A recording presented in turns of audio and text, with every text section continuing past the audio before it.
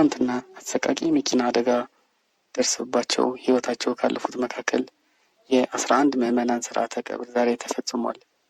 ትናንትናው ዕለት አርባ ምንጭ ዜጊት አቡነ ገብረ መንፈስ ቅዱስ በዓለ ንግሥ ሲመለሱ ወላይታ ዞን ዳሞት ወይዴ ወረዳ ገዴሳ ከተማ አቅራቢያ በደረሰው የመኪና አደጋ 14 የምዕመናን ወዲያውኑ ሕይወታቸው አልፈዋል። ከባድ ጉዳት ደርሶባቸው በኦቶና ሆስፒታል ሕክምና ላይ ከነበሩት 21 ሰዎች ደግሞ 4ቱ ሕይወታቸው ማለፉን ፖሊስ የደረሰው መረጃ ያሳያል።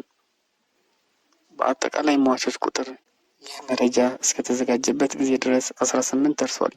ዛሬ 11ዱ ሥርዓተ ቀብር በሻሸመኔ ከተማ ተፈጽሟል። በደብረ አሰቦ አቡነ ተክለ ሃይማኖት ቤተክርስቲያን 6 ሰዎች፣ በልደታ ቤተክርስቲያን 3 ሰዎች፣ በቅዱስ ዮሐንስ ቤተክርስቲያን በወቅቱ መኪናውን ሲያሽከረክር የነበረውና ታዳጊ ልጁ በአጠቃላይ የ11ዱን ምዕመናን ሥርዓተ ቀብር መፈጸሙን አድባራቱ አረጋግጠዋል። የቀሪዎቹ ሥርዓተ ቀብርም በልዩ ልዩ ምክንያቶች በነገው እንደሚደረግ ከቤተሰቦቻቸው ማጣራት ተችሏል።